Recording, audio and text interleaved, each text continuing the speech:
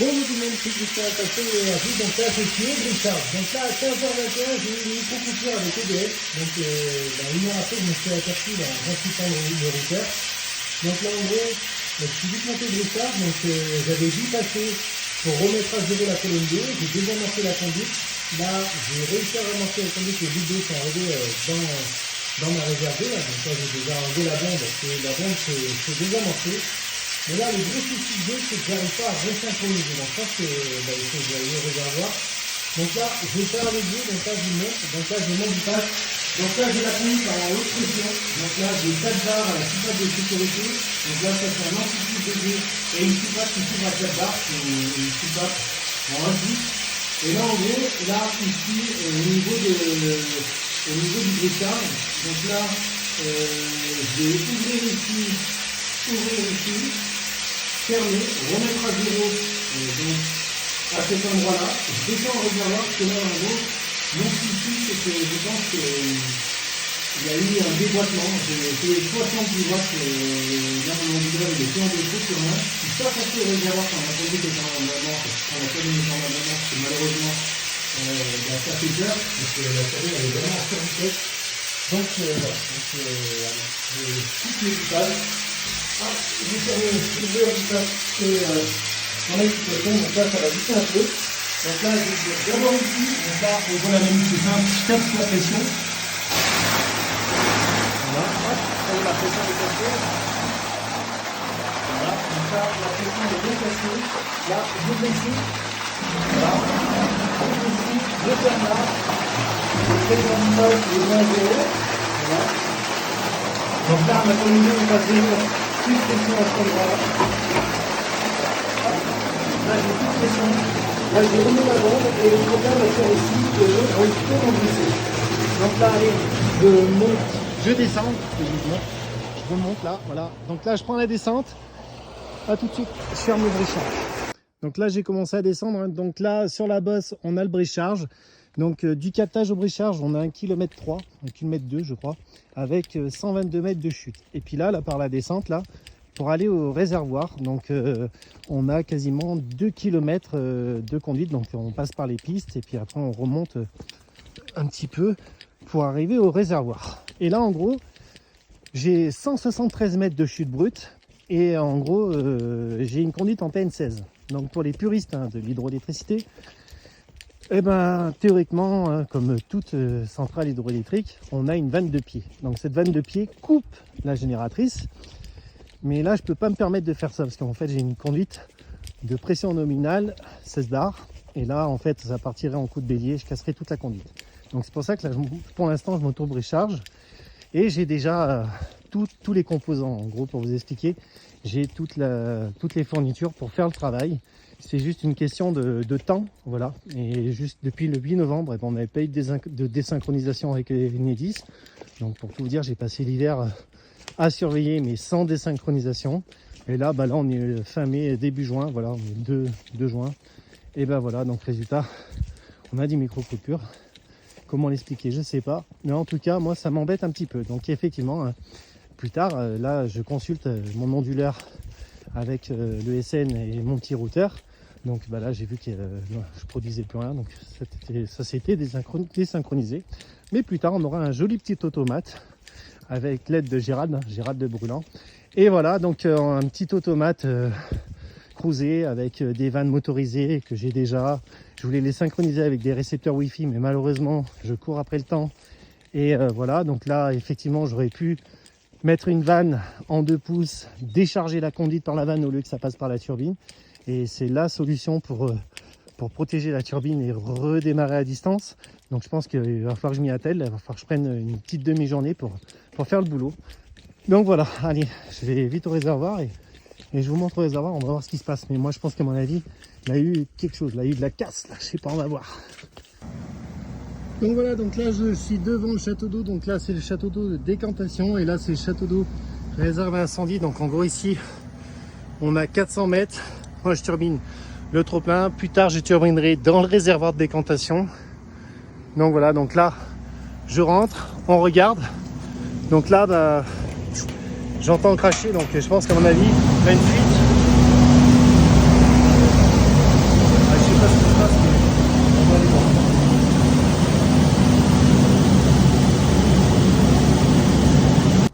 voilà, je vous montre. Donc là, je suis devant les réservoirs. Donc là, ça c'est le réservoir de décantation. Ici, on a 100 mètres en décantation. Et après, par gravité, on alimente le réservoir de incendie, donc réserve incendie et consommation d'eau potable. Donc là, en fait, l'objectif de ce projet, c'est créer de l'énergie. On crée de l'énergie pour alimenter les lampes UV qui sont énergivores à peu près de 800 watts. Donc là, on voit pas là le brouillard, on a Agathe et Sophie. Et là, voilà, c'est dessiné comme ça, Agathe et Sophie. Et la chaîne de montagne, donc les aiguilles, le gerbier, le col vert, enfin bref, voilà. Et là, ici, on a tout le cirque, tout le champ d'épandage. Donc en fait, toute la zone principale du captage de l'arzelier. Et dans ce versant là-bas, on fait de la sarrasine. Et là, en gros, voilà. Donc là, du réservoir jusqu'au captage, on a 173 mètres de chute brute. En dynamique, pour l'instant, je tourne à 7/5 avec une motte énergie. Donc là, je vais vous montrer. Donc je me suis emballé, mais en fait, j'ai trop désamorcé la conduite. En fait, je voulais que la turbine se ralentisse et puis qu'elle se remette, elle reparte à zéro. Mais j'ai trop déchargé la conduite. Et donc, j'avais de l'air et de l'eau. J'arrivais pas à faire sortir les bulles d'air. Et en fait, quand je suis arrivé devant le réservoir, la turbine tournait correctement. Donc là, je suis en basse pression. Donc là, je rentre rapidement parce qu'après, on va me faire des reproches que ça fait du bruit. Bon, effectivement, ça fait du bruit. Mais je vous montre. Donc là, on est devant la turbine. Et là, à 520 watts. Là, j'ai un réglage. J'ai un réglage sur 10 580 watts. Et on va sur haute pression. Là, je ne surtout pas mon injecteur. Et là, j'ai une petite pompe de précharge. J'ai le et là, j'ai le liquide. Là, mon liquide il est là. Donc là, c'est simple. Hein. Je vais vous montrer. Donc là, je laisse leur tête, ça pose. Donc là, je suis à 861 voltampères. Voilà. Là, le site, quand il est en demande, c'est 800 voltampères. Ça fait 820 watts crête heure. 820 watts heure de consommation. Là, on va avoir un abonnement à 4 watts. On n'a pas d'utilité de tout ça. On laissera l'abonnement plus tard. Et là, on a donc la consommation. Donc là, les derniers minutes, en même temps, j'ai rien consommé. C'est pas kilowatts parce que dans l'abonnement, pendant une heure, j'ai calculé que la turbine était de 56. Et là, j'ai quand même réinjecté 2800 watts de watts sur le réseau. Donc là, pour l'instant, c'est gratuit. Et plus tard, on est dans un contrat. Sur un contrat pour l'obligation d'achat pour les produits. Donc voilà, et là, voilà. Donc là, ici, on a l'indice de l'UV. Là, ça, c'est la clarté qui a vendu ici. Voilà, là, là, j'ai une eau très très limpide. Et voilà ce que c'est. Là, c'est le propriété qui est énergivore. Et en gros, ben voilà, la turbine, elle est juste là. Et j'ai pris l'énergie. Donc, l'énergie verte, c'est juste ça. Et grâce à la vidéo et l'énergie cinétique de la turbine, et moi, j'ai pris l'énergie pour mon repas d'énergie. De référence, de système, de comme ça. Et c'est les positions sur le gros sujet. Allez, monte les charges. Et puis, on fait ensemble la première en route, la conduite de pression. Et on fera 1580 watts dans quelques temps. Allez, hop. Bon, après cette posée là en vrac, j'ai voulu tourner, mais malheureusement c'est plein d'eau et tout ça, donc je me suis embourbé. Donc voilà, donc allez, on continue, allez, on remonte au brecharge. Donc là, là je suis parti. Hein. Je vais ouvrir, fermer mon bypass, fermer mon aspiration, mon refoulement. Je vais mettre la conduite en haute pression, on va le faire ensemble. Et voilà, et les services 24/24, 7 jours sur 7, jour et nuit. Voilà, donc là on remet la conduite en haute pression pour mettre le site en énergie positive. Donc voilà, et puis je surveillerai de très près et je croise les doigts qu'il n'y ait pas d'autres micro-coupures. Et je pense qu'à mon avis, je vais très vite mettre cette vanne de décharge. Je vais y mettre un T, une vanne de décharge qui coupe, qui s'ouvrira avant la turbine. Et je pense que je serai capable de ouvrir complètement, refermer et resynchroniser la turbine à distance. Voilà, pour l'instant, à moins de referrer sans automate, sans rien, mais juste avec un petit récepteur Wi-Fi. 2 récepteurs Wi-Fi, un qui ouvre, un qui ferme. Ma vanne pourra être pilotée comme ça. Allez, avant de faire la finalité du projet, et mettre un automate et mettre la conduite en haute pression, donc 13 bars, hein. Bon, c'est 13-14 bars, avec une super génératrice sur mesure. Donc voilà, donc théoriquement avec Kit Elec Shop, on a la marque Hengstmann. C'est une marque allemande. Et voilà, donc ils sont fabricants de moteurs à courant continu. Ils sont fabricants de génératrices et tout ça.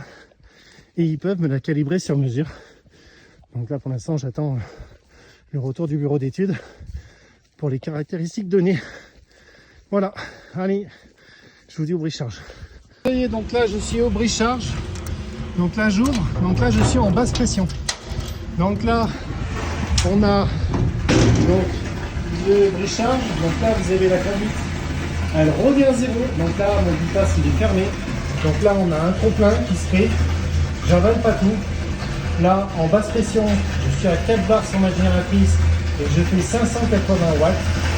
Et là, je vais ouvrir ici, je vais ouvrir ici, fermer là en un temps encore, mais avant on enlève la bombe. Donc là en gros, j'enlève la bombe, donc là je monte, hop, je mets la main dedans. Alors ça aspire, hein, c'est la merde. Voilà. Voilà.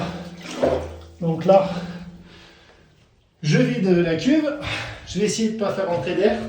Donc là, je laisse descendre le niveau, on a 1400 litres dans cette cuve là. Donc là, regardez la vitesse où ça va. Le trop-plein était 100 mm. Là, on est en train d'aspirer tout ça. Je pense que ça prend 25-30 secondes là, par tube. On descend par gravité. Donc là, ça va très vite. Donc là, voilà. Donc là, je vais pouvoir me rapprocher de la conduite. J'ai les boîtons, ne vous inquiétez pas. Ça incline. Voilà. Donc là, je suis pas encore dans l'eau. Donc là, j'ouvre ici. Là, je ferme là. Donc là, j'ai monté ce là jusqu'à là. Ici. Donc là, je ferme. Hop. Et là, je ferme là. Hop là. Et là, je vous montre, regardez la pression. Hop, ça crache. Ça y est. Là, ça, c'est mon débit réservé. Donc là, ça, c'est la petite plaque de sécurité. Elle s'ouvre à 4 là. Donc là, c'est comme ça.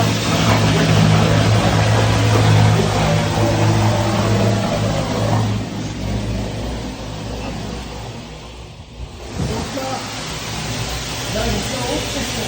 Donc là, j'ai 173 mètres de chute brute et en dynamique.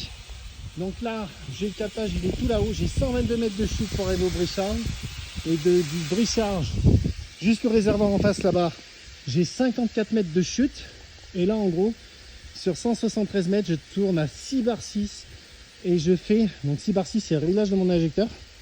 Avec la quantité d'eau qui passe, j'étais à 7 bar 5 tout l'hiver, j'ai refait la caisse de la turbine et là en gros je fais 1600 watts et voilà, et ça c'est mon débit réservé. Donc ça, débit réservé, c'est le surplus, parce que ma conduite elle monte pas sous pression, que je régule ma conduite. En fait là c'est un régulateur de débit pour pas dépasser les 6 bar 6, 7 bar 5 sur la turbine. Donc là en gros la génératrice ne dépasse pas les 7 bar 5 et ça c'est débit réservé, c'est quand on la demande sur le réservoir. Donc quand j'ai besoin d'eau sanitaire et potable, hop, on remplit le réservoir, il y a un flotteur. Et là en gros ça c'est le débit réservé du flotteur. Donc là j'ai un débit, là je suis pas en demande.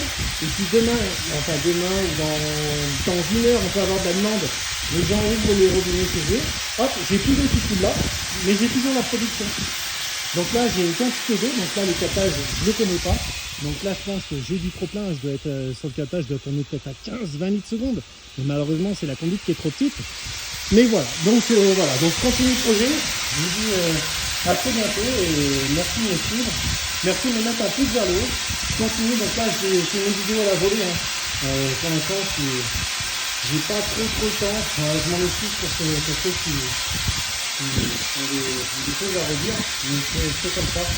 Je continue ma passion sur le terrain et à la volée. Allez, à très bientôt et je vous montrerai divers projets dans quelques temps. Allez, bye!